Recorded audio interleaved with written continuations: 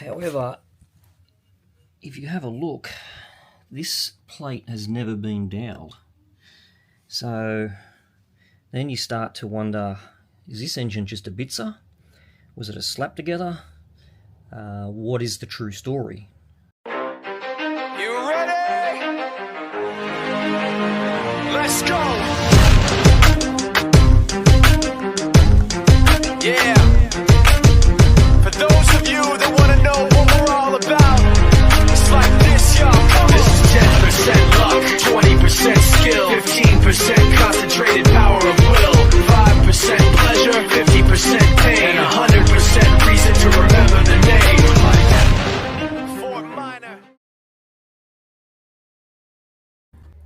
Hey guys, welcome back to the channel. Today I've got an engine which is a bit of a it's a basket case. There's no sugarcoating it, but it is a bit of a moral dilemma. I've got a young guy who's recently purchased an engine. Facebook Marketplace probably says enough for most people. Story goes that he has purchased his engine on Facebook Marketplace from Billy Bob. Billy Bob had someone in South Australia, in Adelaide, build this engine, and it was supposed to be, you know, everything that was promised. Young fellow wants to go racing, or have a go. He wants to, he wants to go fast. He wants drag racing. He's purchased this engine. The engine's not studded or doweled or anything. So he said, "Oh look, I bought this engine. It's all brand new. It's a FD motor. It was going into the guy's FD RX-7. However, I'm going to put it into my car and I need to change it over to early timing cover and put a crank angle sensor in it." So that's fine. It's all brand new. We quoted him up on stripping it down, changing the timing cover over, supply a crank angle sensor, some pulleys, and to stud the engine. However, once the engine was pulled apart, it became apparent why the engine was priced the way it was, and yeah, it wasn't a good result for him, and I do feel for him. I'm sure a lot of people have been stuck like this previously. He's paid $10,000 for an engine, and he's told that it's a secondary bridge port, it's all new seals, springs, all the gear. And to some extent, it was what he was told. It was a secondary bridge port. It was. It does have new seals. It has new apex seals. It has new corner seals. It has new side seals. It has all new springs. It has a new water retention kit in it. So he was misled, but he wasn't lied to. However, what he wasn't told was that the engine had a couple of other issues. So I'll turn this camera around and I'll show you. Okay, so the first thing that becomes apparent once you've stripped it and we start to wipe everything down is this rotor's got a dent on it. It's suffered some detonation. Next thing we see is the ends are flared, so it's definitely had a timing issue and some detonation. It has been tip clearanced and side clearanced. It's had spun bearings at some point. When they put bearings in, they have pinned the bearings and machined the center of the rotor. We get to the rear rotor and it's looking alright until another dent. So I've got a dent there. However, on the opposing face, it's got a dent there. This tells us the engine has suffered a mishap, a failure at some point, and someone has rebuilt it and just turned the rotor around. This rotor may have been in the front and now they've put it into the rear, and again it's had some detonation and got a couple of dents. Now you can see the tips have flared. Now that comes down to heat. It's been lean, it's had timing in it, and that's just what happens. Now obviously when you have to tell a customer this, it's not something that you want to tell them, and it's definitely not something that they want to hear. Now this young fella's up in arms, he wants to kill someone, He spent $10,000. He wants blood. However, that's all he spent, $10,000. You can't buy $20,000 worth of engine for $10,000. Unfortunately, there was worse to come. It wasn't just, hey, look, let's put a set of rotors in this and you're going to be good. There's more. And once I had to explain this to him, it was like I just told the kid Santa Claus wasn't real. He was dumbfounded. He wasn't happy, and obviously, you know, I don't want to have to tell a customer the bad news, but it is what it is. So the engine is a secondary Bridgeport. It's got an angle cut bridge in it. The engine shows some corrosion. If you have a look there, there's a bit of corrosion in there. There was another area which was showing some corrosion. Now the engine at some point had been, well, this plate had been doweled. We've got a dowel hole here which has busted the side out of it. We've got another one here which has got a crack. Got another one up here which hasn't cracked. Got another one here, that one hasn't cracked. That's an example of why I don't like doweling the engines. It's fine to say, yep, I've got a 16mm dowel in this engine, but when you've got no material supporting it, it does sweet fuck all.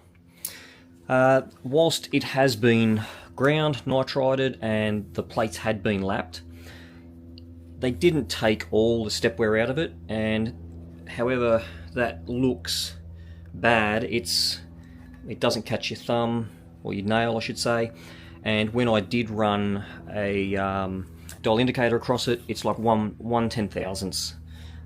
So we've got 1 thou. He'll get away with that.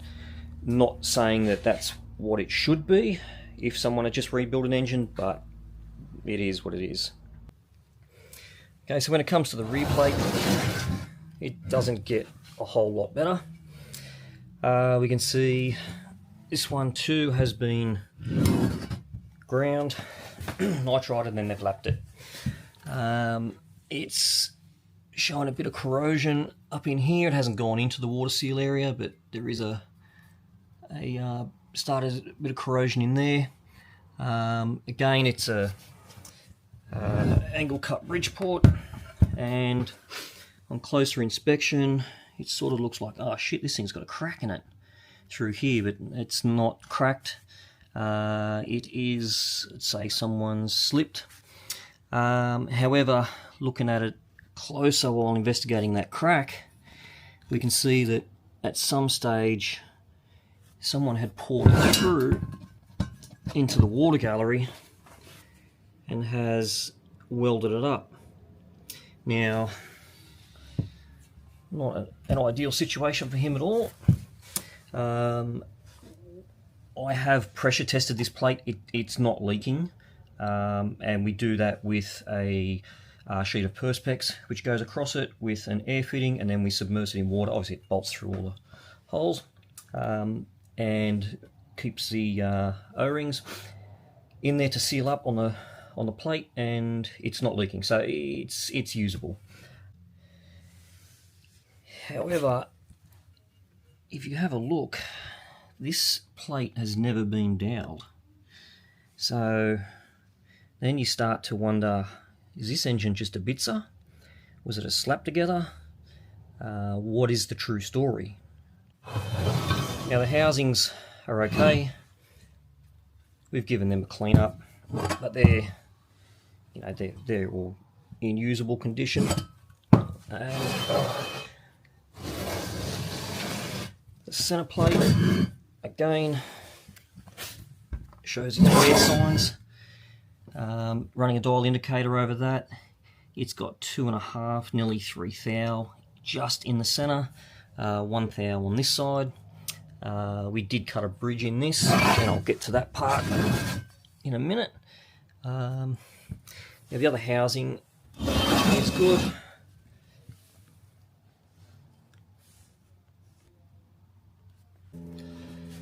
So with this newfound discovery of secrets in this engine, it normally something you would say it's rubbish, throw it in the bin. However, I do feel for the guy, and he wants to get into motorsport. He wants to start doing some drag racing. He's 18 years old. I was 18 a couple of years ago. I know what it's like. So what I decided to do, rather than waste his money, risk the engine actually being sold on to somebody else, and then somebody else, getting this bundle of shit, I said to him, we've already quoted you to do X amount of work. Rather than spend any money on this engine, like you could put another $10,000 into this engine, it's still going to be a piece of shit. You're going to go racing. The reality of racing is you're going to break stuff. You're going to over rev the engine. You're just going to have mishaps. You're going to have some shitty fuel one day, or you're not going to do any servicing, and then you're going to take it out to the track and jump on it, and next thing you know, it's busted. So I said to him, rather than spend any money on it, we've already quoted you this. Let's not stud the engine. To get you without emptying your pockets and to get racing, let's just go over the engine. The only money that I would recommend to spend is to balance the assembly. Everything is somewhat usable for the application. Are you going to get 100,000 Ks out of it? No. This thing is not going to last a lifetime. Is it going to get this guy on the track? Absolutely. It'll get off the dyno, it'll get him to the track, he can get his license. I mean, who's to say? He might run a 9-second pass on it. I mean, and that's if it doesn't split a plate. Like, it's not doweled. And as you've seen, like, the front plate had been doweled, the center plate and the rear plate and the housings aren't doweled. So obviously there's somewhere along this pipeline of story is it's falling apart. I mean, I don't think that this person in Adelaide did assemble it like this. I mean, maybe the person he bought it off did run it, did have a bad tune-up and dent rotors, and he rebuilt it. Who knows? And I don't really want to know. He's initially jumping up and down. His mum works at a legal firm. He's going to take legal action, write a statement. Not interested. Not my circus, not my monkeys. Don't want to get involved. Once he'd cooled off and explained to him the facts about racing is, and learning about racing is, you are gonna tear some shit up. It's not always rainbows and sunshine. You go to the track, you have a bad day. Whilst he's getting going, this engine is going to suit his purpose. Whilst he is getting going, he can also then start to look at, if drag racing is something that he seriously wants to get into, maybe he needs to look into a billet engine. He's not going to have those issues with a billet engine. So after sitting down with him and going through all that, he's picked his chin up off the ground and agreed, yep, okay, put it together. Can you give me a hand to, he's going to fit it to the car, can you give me a hand just to get to the track? Not a problem. More than happy to help everybody. So that's the story on this engine. I'll get this together. I'll do a quick short video. There's not a lot of exciting stuff to see. To top it all off, it's even got Series 4 stationary gears in it. Someone's taken the FD stationary gears, but it does have an RX-8 crank and it's not bent. So there's a small win for him there somewhere. Like I said, I'll start to get this together and we'll get this back to him so he can put in the car, and we'll get on the dyno and he can get to the track and start to learn a little bit about drag racing. Okay, so those rotors are together. I've put all these bits in there, and whilst, like I showed, whilst they are dented, the important part is the apex seal groove hasn't distorted or deformed. Obviously out here where it's flared the tip, it has a little, but if you put a seal in there, that's still quite tight. And if I put a measuring block in there, surprisingly these were actually tighter than I expected. They were 1.998 in the width. So yeah, I mean, they are usable. Cosmetically they look terrible, but we'll get this engine together for him and he can have some fun.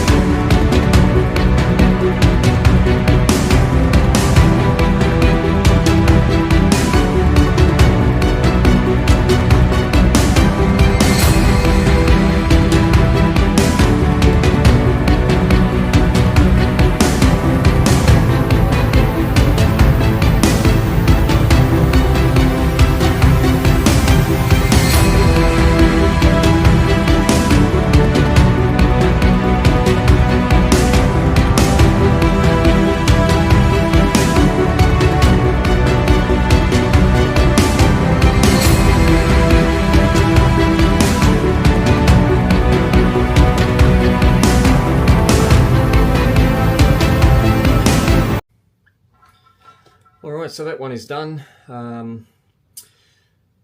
Like I said at the start, it was a little bit of a moral dilemma on where do you go with this one. I hope that he doesn't try and resell this one. It's probably, I mean, it's not, look, everybody wants to get their money back on what they've spent. Hopefully he does see that it is, you know, it's a learning lesson for him, and it is a stepping stone. If he's getting into racing, then, you know, it's fit for the purpose. It's not something that's going to give you many years of longevity and joy. It is going to be an engine with a short-lived life, and most drag racing engines are going to be like that. We saved him as much money as we possibly could on not studying the engine, not doweling the engine, not wasting any money on making it something it's never going to be. So yeah, let us know. Did I do the right thing, or should this thing have been in the scrap pile? Time will tell. So yeah, thanks for watching, and we'll see you on the next one.